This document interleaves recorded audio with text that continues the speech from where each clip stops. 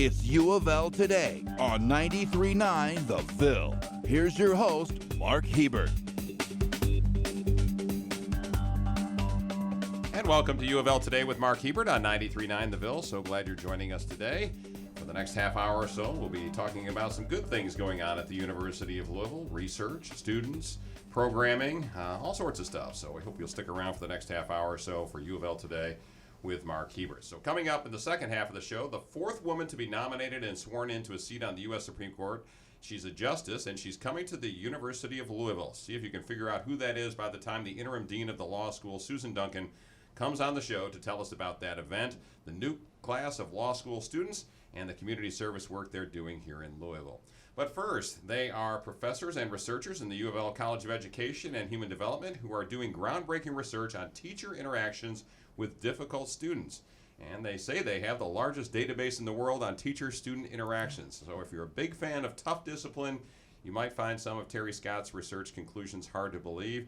He's here now to talk about his classroom research with Regina Hearn, who's an assistant professor in the Department of Special Education, and Terry is also a professor in the College of Education and Human Development. So welcome to both of you.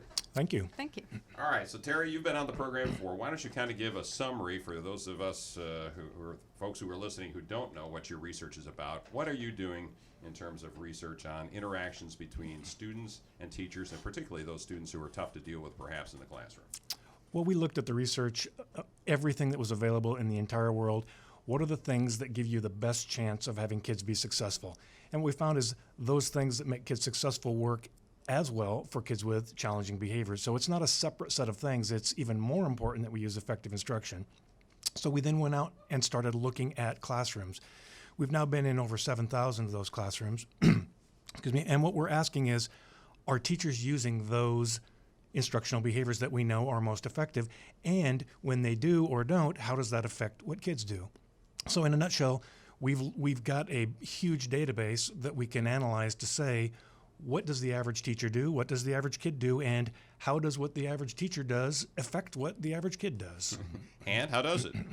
Well, what we find is, first and foremost, teachers use very, very small amounts of these things. And we're talking about things like teachers talking to kids, asking kids questions, getting kids engaged, teachers giving simple feedback to kids, yes, no, that's right, that's wrong. We find that those things happen at incredibly low rates. And we also find that the lower those rates are, the more off-task and disruptive the kids are. Wow, and that's a little bit of an indictment of either teacher education or teachers in general, or the system that they have 30 kids in their class and they don't have the time to take with individual I think all kids. of the above. All right. Well, Regina, you teach special education, correct? Or you teach teachers who want to be special ed teachers, correct? Yes. So how do you fit into this study that Terry's been working on? Well, one piece that I would add is we take those effective teacher practices and we embed those in our coursework. And we encourage our teachers to implement those in the classrooms as they're doing their practicums, as they're doing their student teaching, to really embed those practices as a skill set so that we are more likely to see those in the classroom setting. So the new teachers that are coming out of U of L should have some tools to deal with kids who can be disruptive. Absolutely. And in special education, do we find that the kids that are what we call special education kids, are they more disruptive and more likely to disrupt a classroom than the average kid? We do find that. Special ed, no. Kids in special ed for behavior problems. For behavior problems, Absolutely. Yes. Well, that's a different That is, yes. category then. Absolutely. Are kids being placed in those classes in the special ed category if they're disruptive, even though they're not considered, quote, special ed, what we would consider special ed? The large majority of kids who are in special ed are not in a special class. They're fully included with all the other kids. Even kids with the most challenging behaviors, by and large, are in the typical classroom. So what we've looked at, and this has really been a big part of Regina's work, is do teachers treat those kids differently? Do teachers engage those kids more often, which is what we'd want to see, and provide more feedback? But, and Regina can talk about it, no, they don't. Okay. And what we actually found is we looked at the interactions between teachers and adolescents that had behavior problems in the classroom, just exhibiting behavior difficulties in the classroom. And we actually found that teachers interact with them less than they do with other students in the classroom. And we're not exactly sure why that is. We have some ideas that, maybe it's best not to ask them a question. You're not sure what's, going to prompt that next response from them. But we find that if they do give them feedback, they give them negative feedback, and they are very unlikely to ask them questions about the curriculum or engage them in the specific activities. We're talking with Regina Hearn and Terry Scott from the College of Education and Human Development at the University of Louisville, and we're talking about their study and their database of all these interactions between teachers and kids in classroom. Terry, there was something that you passed along to me that I thought was really interesting, and you mentioned it earlier. You said, across grades, we find that teachers use extremely low rates of the instructional behaviors that we know provide the highest probability for student success. So teachers just aren't using the tools that they should know or were given to them. Is that a problem in every school, or are there some schools that are doing a great job of getting teachers that are interacting with kids one-on-one and doing a better job of engaging them and keeping them out of these disruptive behaviors? Certainly, when I'm saying we do a poor job of it, I'm talking about on the average, and there is variation. However, even that variation is from 0 to fairly low, but small differences in observation accrue over time. So, for instance, we looked at all of our what we call Title I or high poverty schools. And we went in and we assessed every teacher in these schools. And we looked at the difference between high poverty schools that are really high achieving and high poverty schools that are very low achieving. The only difference in those two kinds of schools, high achieving and low achieving, all high poverty, is the degree to which the teachers engage the kids during instruction. So the average kid in a high poverty school that's high achieving gets more than 260 additional chances to respond to instruction every week. And there's the difference. So you might say per minute, the difference is very little. But when you take that per minute and accrue it over the week, the month, the year, those kids get a lot more instruction. So kids who come from low-income backgrounds in poor school districts can succeed if their teachers are engaging them one-on-one more in the classroom. Is that essentially what you're trying to tell me, or That's what we're really trying to understand better. What are those key teacher behaviors that we can encourage in the classroom setting that are going to give students the best opportunity to be successful? And one of those that we found in this difference between the two groups is that the teachers in the high-performing schools where students were being successful really are giving them lots of opportunities to interact. And when you say opportunities to interact, Regina, what is that on a practical level for me? I don't understand what that means. What is that? Absolutely. What we're specifically looking at are prompts from the teacher to engage directly with the curriculum. For example, when you're asking students to complete a problem and give the answer, you're asking students to raise their hand and tell you something. You want them to explain something, model something. Everyone do this problem and show me something that says that you're interacting with this. The opposite of that would be more of like a lecture type presentation. Standing in front of the blackboard, or the old-fashioned blackboard. Or just talking. Or just telling the kids, you go work on this and figure it out. Yes. Which we see a lot of, and all of our data says when teachers say, why don't you guys just figure it out, we get the highest rates of off-task and the highest rates of disruption. So they need a little help. They need A a little prompting. direction. Prompting is the word we use, Yes, right? the Teaching. prompting. We're here with Regina Hearn and Terry Scott from the College of Education and Human Development at UofL. Terry, another thing that you sent me that I thought was interesting, you said minority students receive more negative statements from all teachers regardless of their behaviors. What does that mean?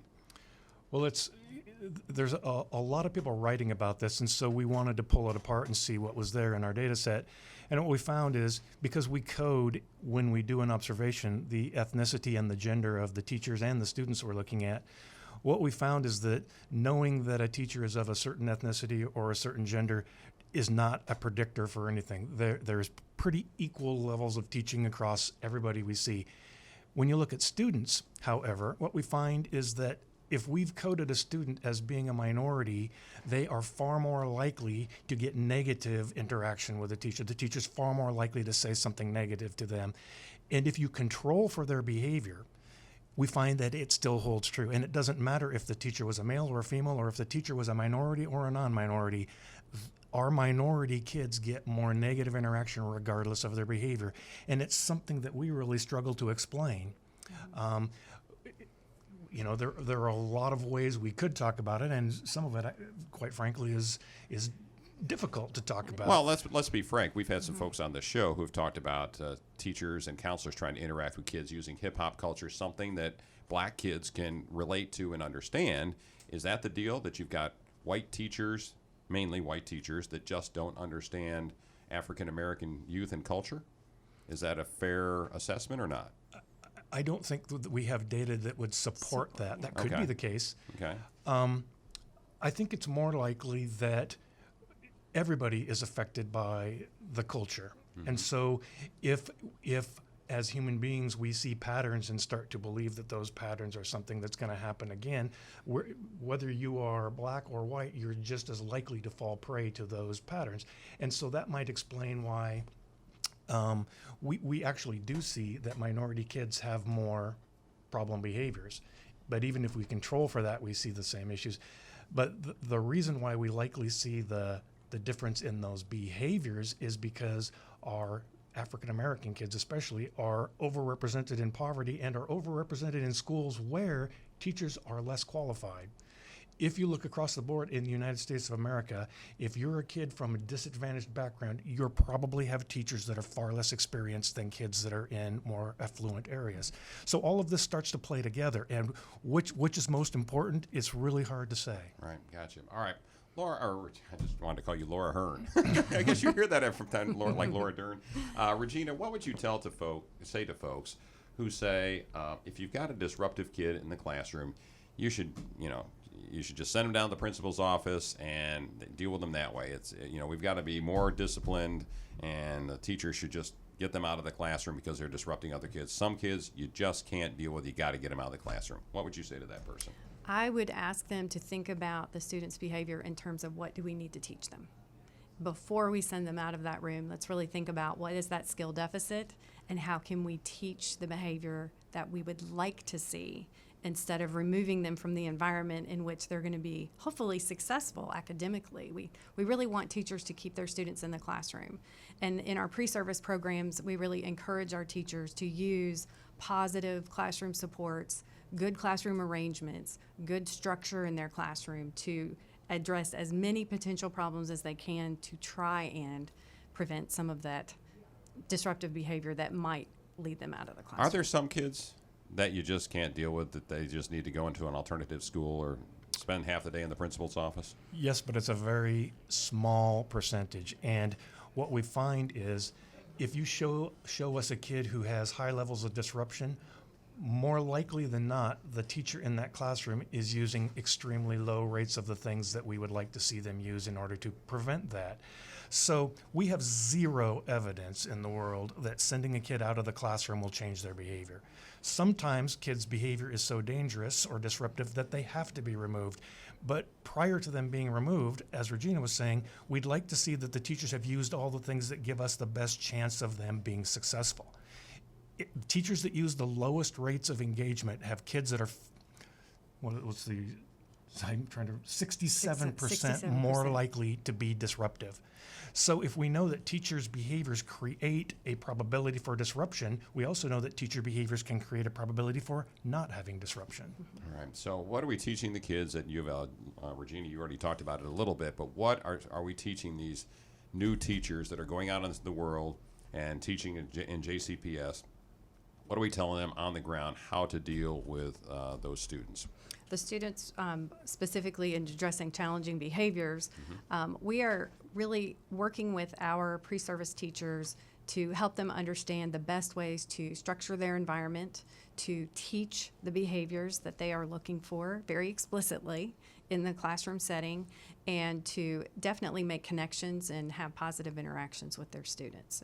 If we can really address those three things, we're really setting up a positive climate in that classroom environment. And the education graduates and teaching graduates from the University of Louisville are learning this stuff and should be great teachers when they get out in the classroom and should be able to deal with this, If right? you're in special ed at U of L, you're hearing this every day from us. Yes, you are. Okay, very good. All right, terrific. Terry Scott, thanks for coming back. Appreciate it. Oh, my pleasure. Thanks for Regina, inviting me. Hearn, it's nice to meet you, and you're welcome back anytime to talk about this study as they move along, because it's really interesting stuff, and as you might suspect, a little controversial. Susan Duncan is the interim dean of the Brandeis School of Law at the University of Louisville, and she's got a big event coming up at the University of Louisville Law School. So why don't you tell us about it, Susan? Well, I'd love to. We, on September 15th, will host Justice Kagan. She will receive the Brandeis Medal this year, so we're very excited to have another Supreme Court justice join us. The Brandeis Medal has a long history, and we give it to somebody who reflects Brandeis's values. And so this year, the committee chose Justice Kagan. Why Elena Kagan? I mean, for folks who don't know her, I mean, you know, we hear about the Supreme Court justices all the time, but for people who don't really know who she is, where she came from, why'd you pick her? What's Well, Brandeis's values, are about individual liberty, concern for disadvantaged, public service, and that mirrors real well with her values. So she has been a champion for human rights, for equal opportunity, for individual freedom. So she fits nicely with that. She's a renowned scholar, first woman dean at Harvard, first woman solicitor general. So she really is a legal powerhouse, and it's exciting to get to bring somebody with this kind of stature to our university. I think a little bit of her history, wasn't she rejected by, or the Senate didn't vote on her initially for a Court of Appeals? And then she went and became the dean of Harvard and came back and winds up on the Supreme Court. Right, so, right. Things work out for a reason, I guess, right? We're really excited. One of our professors, Justin Walker, he's a newer professor. He was Justice Kennedy's law clerk, but he will actually interview her that night, and she was his dean and actually taught him administrative law while at Harvard. So it'll be kind of fun now for the student to actually interview the professor. So has he got a lot of tough questions about the Supreme Court cases and stuff coming up? Can we look forward to that? Well, we can't look forward to Hardball that. interview? You're right. We can't do that because they are not allowed to talk about the ongoing cases. But it will be really interesting for her to talk about the inner workings of the Supreme Court, some of the things that are lore to the Supreme Court, and he will get to those points, but not any cases, unfortunately. You know what I've always wanted to know, and there's been some books written about it, is what really goes on in the back room at the Supreme Court. Do those the four conservative judges just hate the four liberal judges, or are they cordial? Do they go out for beers after work? What happens? Actually, I think they're very cordial, and I think they would be a good study for us to learn how to be civil, even if we disagree. Because you're right. I mean, there's strong philosophical disagreements on the court, but some of the people you would least expect. I think Ginsburg was best friends with Scalia, and I really do think that they have a deep respect for each other. They understand that they can disagree and still be friends, and I think they are a very close-knit group there. While Justice Elena Kagan is in town, what is she going to be doing that the public might be able to get involved with? So definitely they should come to the dinner. That's at the Seelbach that night on September 15th. It's $100 for a ticket, and they can go on our website and register for that. And it's selling out pretty quickly, so I would not wait. I would go ahead and get that done. Then she'll do things with just our students and our faculty that day. She'll actually put a wreath on Justice Brandeis's grave, which is traditional for Supreme Court justices that visit us. I think hopefully we'll have little Brandeis elementary students there when she does that, and they have loved being able to meet our recipients in the past. And for people who don't know, where is Justice Brandeis's grave? His grave and his wife's grave is right under the portico of the law school. So I pass them every day. There's a tradition for good luck to put money or animal crackers on that grave for exams. So the students do that. He loved animal crackers, and they put some pennies and other, I guess it depends how much they've studied, higher valued coins on the grave for good luck. But we are one of the only schools that I know of that have a Supreme Court justice buried in front of their school. So yeah, I don't think there's too many others. Yes. And students literally walk over his grave as they walk into the law school. He's to the right. Well, we don't really true. walk Yeah, over his not grave. right over, but right past. right past his grave. Right past it, which is kind of cool. We're talking to Yes. Susan Duncan, who's the interim dean of the Brandeis School of Law at the University of Louisville. Also, I want to talk to you a little bit about community service of your students. We went out and covered the incoming law school students. Yes. Had a day of service all across the city of Louisville, working on various projects. Why don't you talk about that a little bit? Well, service is a huge point of pride for our law school. We are leaders in that across the nation. So we are one of the first schools to have a public service requirement. So years ago, we decided that our students were going to do at least 30 hours of public service. those students do well in excess of that. I mean, on average, I'd say it's about 53 hours. One student last year did 700 hours while he was in law school. That graduating class last year gave 10,000 hours of public service. And this is pro bono service, I mean, legal service. So it has a huge impact on the community. And we're very proud that that's a value of ours. It was a value of Justice Brandeis. He was known as the people's attorney. So this is our way of the students following that legacy. And a number of the students that we talked with when we were out with these first-year students were from outside Louisville. Yes. So they weren't really familiar with Louisville. They didn't know who their classmates were. So does that also fit into this, that in their first week when they come on the U of L campus, it's a great way to get to know a little bit about Louisville, a little bit about their classmates? It is. It's great for them to start to bond right away. There's upper-level students with them, faculty and staff are sometimes with them at these sites, and so they get to see the city, they get to meet their classmates, and I think at least 75 out of that 111 actually participated in a voluntary activity, so that's a good sign what this class is going to be like. Does it help, too, that I don't know how to put this gently, so I'm just going to say it, that a lot of the kids who go to law school perhaps come from middle-income or higher-income families, and by doing community service and going out in the community and seeing how the other half lives, for lack of a better term, that gives them more compassion.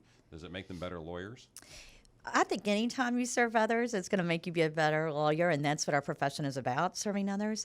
I do think, though, that we have a lot of first-generation students and a lot of students who are not from upper middle class that you would expect. So I don't think, if you look up the makeup of our class, that we would be all elite kind of students. So it's a very diverse class.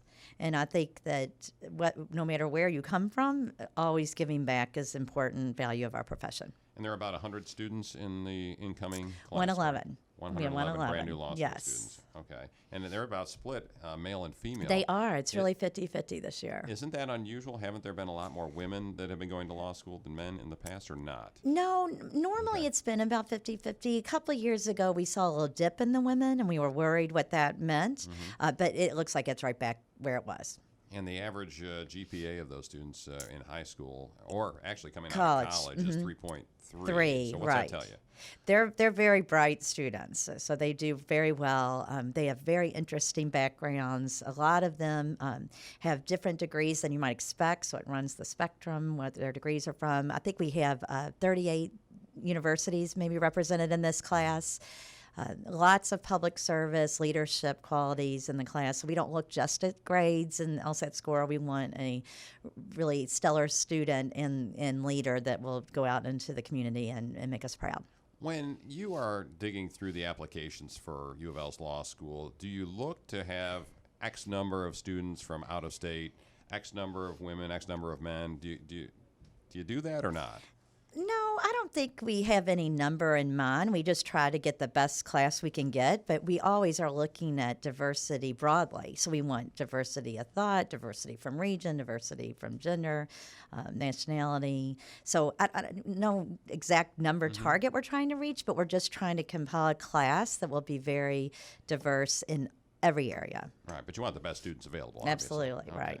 Let's talk a little bit, too, about something we've chatted about before, the 3+3 program. Yes. What is that? So that's an opportunity for undergrads to come to us in their fourth year of college. So instead of finishing out their degree programs in their majors, the majors are allowing them to count the 1L year as that last year in college. So it allows a student to jumpstart their career because they'll get done with undergrad and law school within 6 years instead of 4+3, which would be 7. So it's going to be great for bright students that work with their advisors to make sure the requirements are met, and then they'll come to law school. They can, if they go to U of L, they can keep that undergraduate scholarship in addition to anything we give them. So financially, it will help with their debt load, and they'll just be able to get into the practice of law sooner. Was that the idea, just to cut the number of years that they actually have to pay law school tuition? Is that the idea, just to save kids money? That was definitely one benefit of it, that we knew that they had a lot of debt from college, a lot of debt in law school, so we were trying to help ease that for people that really want to be attorneys.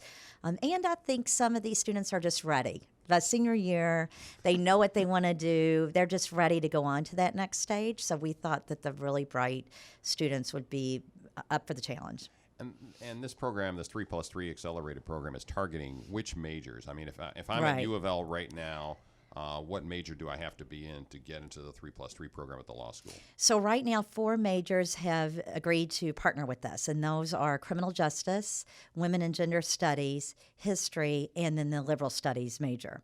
So those 4 are on board right now, and we hope to get more as we see how successful this is going to be. One more thing I want to chat with you about before you leave is we've been seeing U of L graduates, U of L Law School graduates in the news a lot lately with the gay marriage ruling and some other things. When you go out and talk to alumni groups or, on the flip side, potential students, what do you tell them about U of L Law School grads that perhaps will make them proud or come to U of L Law School? Well, our law school grads are the leaders in every field. So definitely they're the leaders downtown in the law firm. So they're the managing partners. They're some of the best attorneys. They're leaders in the legislature. Right now, the head of the Senate and the head of the House are both our grads. They're leaders. Most of the judges are University of Louisville law grads. The college business dean at Bellarmine's a U of L grad, so in academics, they're leaders. In businesses, we have lots of general counsels or CEOs. So no matter what you want to do with this law degree, our grads are the leaders. Yay, our grads. Yay, our grads. So we're very, very proud of our grads. All right, Susan Duncan, the interim dean of the law school at U of L. And so, since you're bragging on the graduates, let me brag a little bit more on a current student. This is something we try to do at the end of every program. We try and give a little tidbit, a little trivia about the University of Louisville. So, Brandeis School of Law students brought home 2 big awards from the American Bar Association in August, Public Service Award and the ABA Involvement Award. And one of the students, John Weber, was inducted as one of 3 newly elected Law Student Division delegates to the ABA House of Delegates, Yes, right? that's a big deal. I mean, that's at a national platform, and only 3 people got elected, and he was one of them. So we're very proud of John. Very proud of John. All right. Yes. So that'll about wrap up the program for today. Thanks for listening to U of L Today with Mark Hebert on Monday and Tuesday nights after Ramsey and Rutherford, and Saturday and Sunday mornings on 93.9 The Ville. You can also find video of some of these shows on Louisville's Metro TV and on KETKY. And tune into Great Day Live on WHAS 11 every Monday morning around 9:30 or so to catch me with a story about something cool going on at the University of Louisville. So thank you all for listening to U of L Today with Mark Hebert. Go Cards!